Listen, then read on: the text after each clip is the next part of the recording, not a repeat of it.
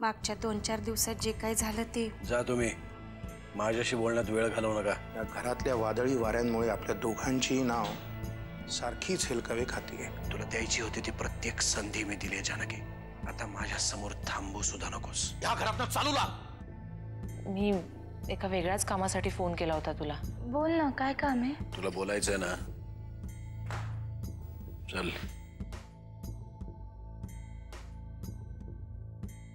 काय झालं राधिका, अडचणीत दिसतेस? म्हणजे तुझ्या चेहऱ्यावरून तरी तसं वाटतंय। छे छे, तुमचा किती गैरसमज झालाय। एखाद्या गोष्टीबद्दल खात्री वाटल्याशिवाय मी कुठलेही विधान करत नाही। कदाचित वातावरणातल्या बदलावामुळे तुम्हाला असं वाटत असेल। तू अजूनही माझ्यापासून काहीतरी लपवतेस राधिका। काय झालंय? जीजूंना माझं इथे राहणं आवडत नाही, विशेषतः तुमच्याशी बोलणं। जीजू म्हणजे वामनच ना? त्यांच्या बोलण्याकडे इतकं लक्ष देऊ नकोस। जितकं दुर्लक्ष मी अहिल्याकडे करतो तितकंच वामनकडेही करतो। तुमच्या दृष्टीने ना, माझ्या दृष्टीने त्या दोघांचंही बोलणं खूप महत्वाचं आहे। त्या दोघांमुळेच माझ्या या घराशी काहीतरी संबंध आहे। ठीक आहे, मग आजपासून मी तुझं हे ओझही कमी करतो। आता तुझा संबंध थेट माझ्याशीच असेल। म्हणजे मला कळलं नाही। आजपासून मी तुझी माझी PR मॅनेजर म्हणून नेमणूक करतोय। वाकणीसांना जसं मी पगार देतो तसाच तुलाही दिला जाईल। हे बघा, मी तुमच्याकडून पगाराची अपेक्षा करत नाही। नाही, उगाच गैरसमज नको। मी हे काही सहानुभूतीपोटी करत नाहीये। खरंच तुझ्या राजकीय सल्ल्यांची मला मदत होते म्हणून करतोय। तुमची PR म्हणजे मी नेमकं करायचं काय? ते वाकणीस तुला समजावून सांगतील। पण आता एकच गोष्ट लक्षात ठेव, आता वामन किंवा अहिल्या यांच्या कुठल्याही प्रश्नाला तू उत्तर द्यायला बांधील नाहीस।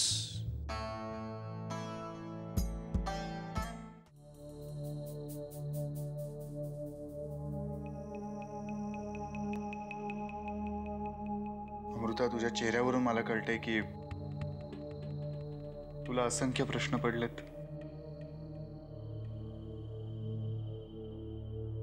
बाकी सगळे प्रश्न सोड, आणि मला एकाच प्रश्नाचं उत्तर दे की जानकीचं फोन प्रकरण ही काय भानगड आहे? अमृता, तू अजूनही त्याच विषयावर अडकून आहेस? हे बघ अमृता, मान्य की मी या विषयाला सुरुवात केली होती, पण प्लीज तू हा विषय विसरून जा। मीही विसरून गेलो। अरे मी कसा विसरू हा विषय? आपलं बोलणं झाल्यानंतर मी जानकीला फोन केला होता, पण तिच्या एकाही उत्तरात सुसूत्रता नव्हती। बघितलंस, मी तुला म्हणालो होतो ना अमृता, जानकीचं ना नक्कीच काहीतरी बिनसलंय। गोव्याला असताना तिने मला फोन केला ना, तेव्हा पण ती असं विचित्रच काहीतरी बोलत होती। मुळात मी तिला विचारल्यावर तिने या गोष्टीला ठाम नकार दिला।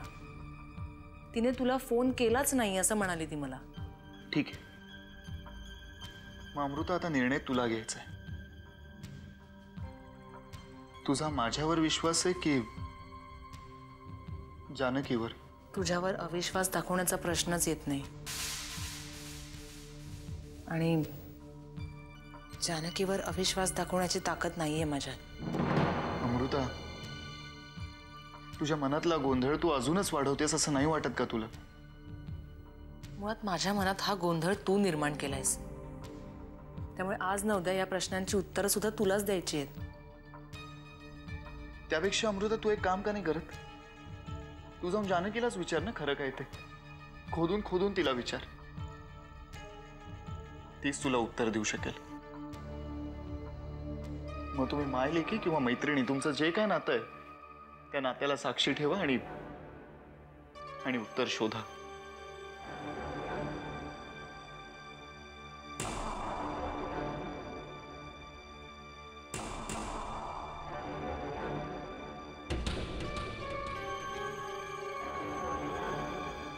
माझ्यावर एवढा विश्वास आहे तुमचा?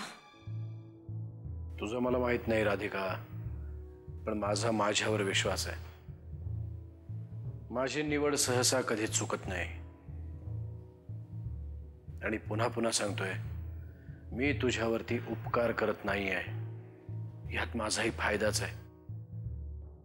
ज्या दिवशी मी तुमच्या कुठल्या तरी अडचणीत तुमच्या मदतीस येईन ना, मी स्वतःला धन्य समजेन. माझ्या मदतीची परतफेड करण्यासाठी इतकी उतावीळ होऊ नकोस. उतावळेपणात माणसाच्या हातून चुका होतात.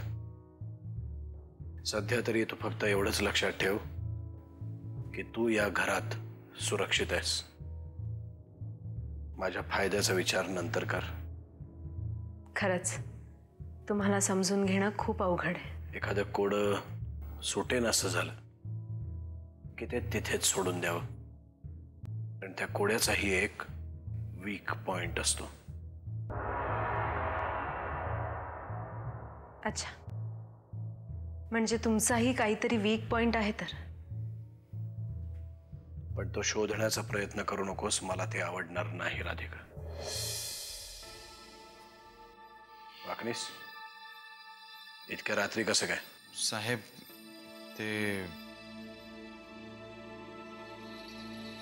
तिच्याकडे काय पाहत आहे? जे काही बोलायचंय ते तिच्या समोरच बोला. साहेब, परशु साहेबांबद्दल बोलायचं होतं. त्याला साहेब म्हणणं बंद करा. त्याची लायकी दाखवून देण्यासाठीच त्याला बाहेर काढतो ना आपण. साहेब, परशुराम उद्यापर्यंत बाहेर आलेले असतील. ठीक आहे. आणि अजून एक गोष्ट, आजपासून राधिका माझी PR मॅनेजर असेल. त्यामुळे इथून पुढे तुम्हाला जे काही निर्णय घ्यायचे असतील ते तिलाही विश्वासात घेऊन मग घ्या.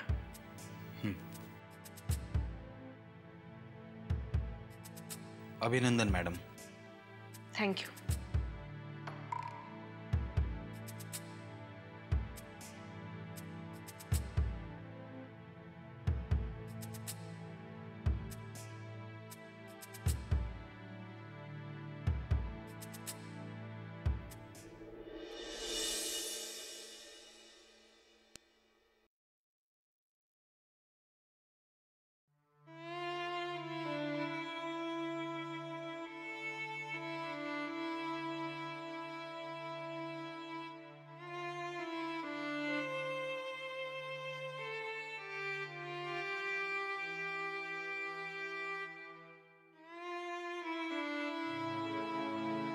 अहो,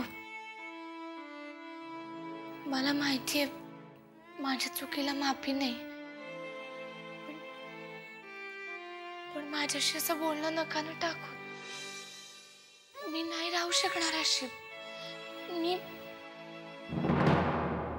जानकी, पुन्हा एकदा सांगतोय, नीट लक्षात घे. 4 माणसांसमोर मी तुझ्याशी बोललो तर तो केवळ देखावा म्हणून. 4 भिंतीत जेव्हा आपण एकटे असू तेव्हा आपल्यात बोलण्यासारखं काही नाही.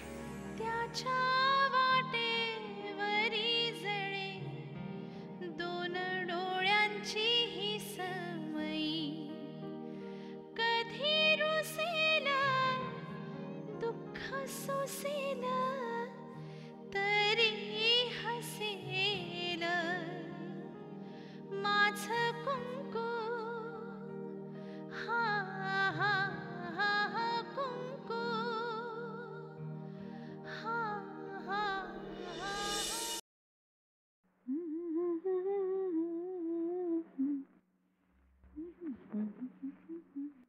आज बरीच आनंदात दिसतेस.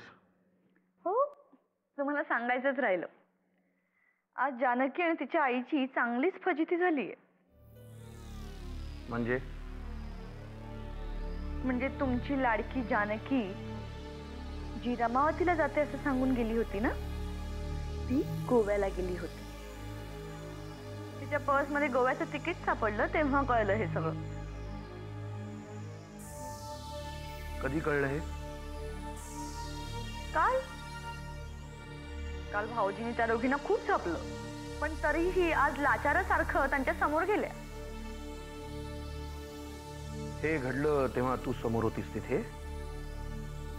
नाही, पण माझ्यापासून कुठलीही गोष्ट लपून राहत नाही, मला कळतंच.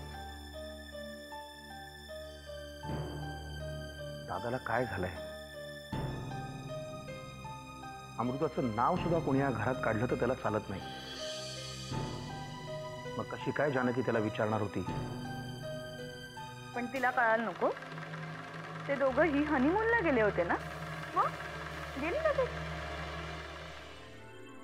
जानकी अशीच नाही जायची. गोव्यामध्ये अमृताला ऍक्सिडेंट झाला होता, तिला पाहायला गेली आणि मला हे माहिती आहे. मलाही बऱ्याच गोष्टी माहिती असतात, म्हणून काही मी प्रत्येक गोष्टीत नाक नाही खुपसत. पण एका अर्थी बरंच झालं. घरच्या मोठ्या सुनेला तिची जागा कळली. Ahilya, good night.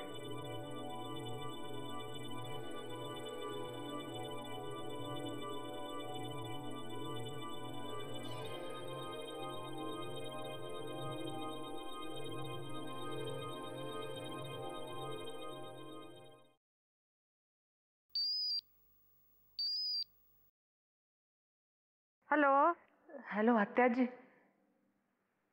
अमृता बोलते. अमृता, अगं बोल ग बाळा, बोल. किती वाट पाहते ग तुझ्या फोनची. विसरलीस ना आत्याजीला? नाही ग आत्याजी, मी तुला फोन केले होते पण लागले नाही. अगं तू काल रात्री सुद्धा फोन केला होतास ना? जानकी म्हणाली मला. हो, आता पण तू दमून झोपली असणार ना. बरं ते जाऊ दे. कशी आहेस ग तू? मी अगदी मजेत आहे. आता देवळातच निघाली आहे ना. मनाची भूक भागवते ग माझ्या. एकेका देवाचं दर्शन झालं ना की अगदी तृप्त झाल्यासारखं वाटतं बघ. तू कशी आहेस? आणि आर्यन फोन करतो की नाही? अरे बघ, तू नरसिंहाची अजिबात काळजी करू नकोस. मी आले ना की बघतेस तुमचं कसं लग्न लावत नाहीत होते. अमृता, ऐकू येतंय ना बाळा? हो येत आहे, बोल ना. खूप आठवण येते ग बाळा तुझी. मधनं मधनं फोन करत जा मला. आणि टेन्शन अजिबात घ्यायचं नाही, कळलं? मी आता येतेच आहे ना लवकर. हां, काळजी घे. हा हो, तू पण काळजी घे स्वतःची. आणि इतकी चिंता करू नकोस. हां, ठेव का फोन?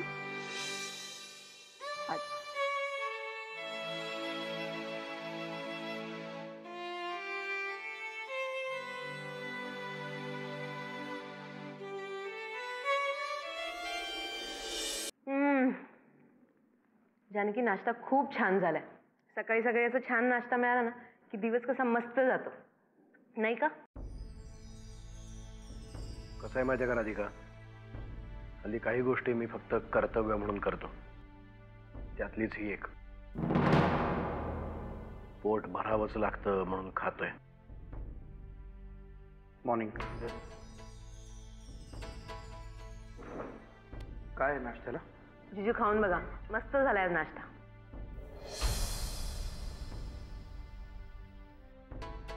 बरं झालं वामन, तू भेटलास आणि आपण सगळे भेटलो. काही गोष्टी सांगायच्या होत्या. महत्वाची गोष्ट ही आहे, आजपासून राधिका ऑफिशियली माझी PR मॅनेजर आहे.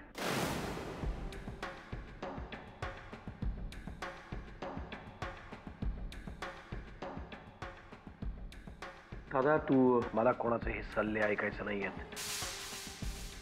मी माझा निर्णय ऐकवलाय. माझ्या असं निदर्शनास आलंय की या घरात राधिकाचा अधिकार काय किंवा ती माझ्याशी राजकीय गोष्टींवर चर्चा का करते असे प्रश्न अनेकांना पडलेत. माझ्या या निर्णयामुळे या प्रश्नांची उत्तरं मिळाली असतील अशी अपेक्षा आहे.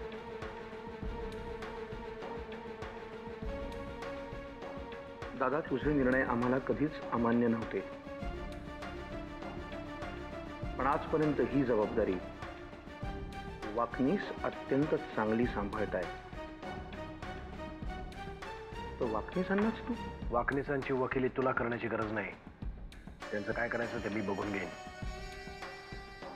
मी फक्त एवढंच सांगतोय की इथून पुढे या घरातून राधिकाला निघून जाण्याची भाषा कोणी करू नये. तिच्या अनाहूत सल्ल्यांचा घरातल्या इतरांना त्रास होणार असेल तर मी मध्ये बोलणार. आज हिच्या सांगण्यावरून तू परशूलाही तुरुंगातनं सोडवायला निघालायस.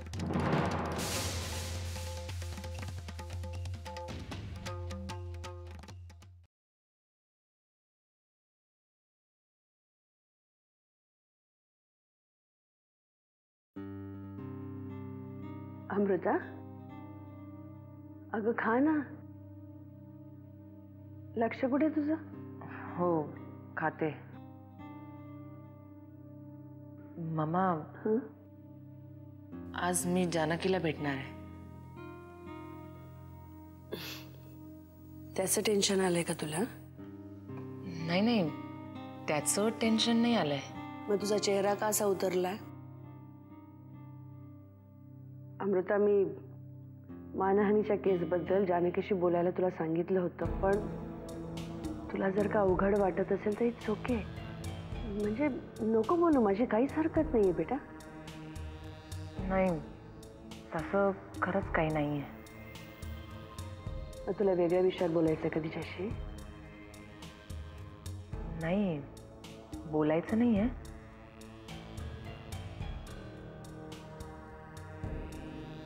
पण मला खूप प्रश्न पडले, त्यांची उत्तरं मागायची आहेत तिच्याकडे.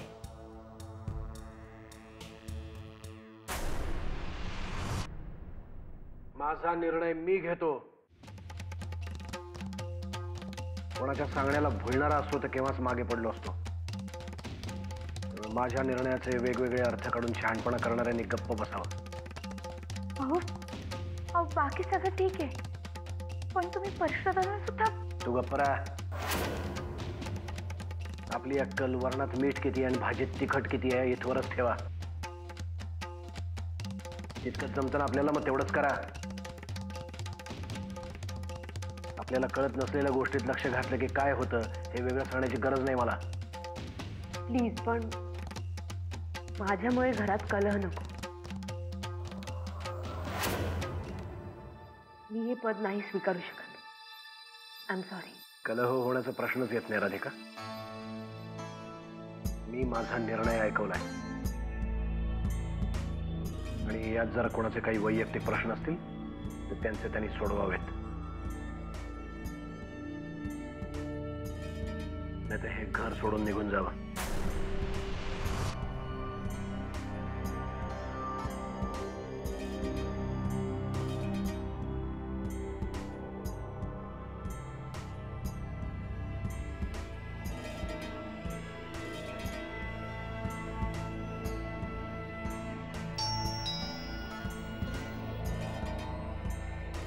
मी पाहते.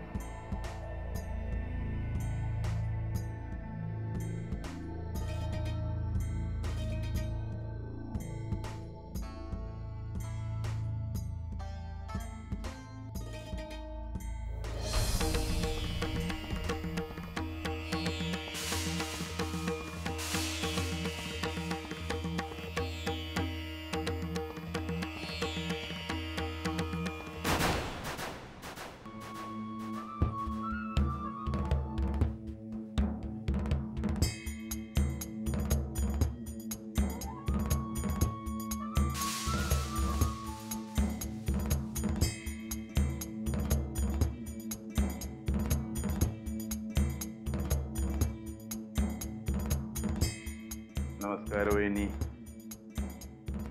ओळखलं का? परशू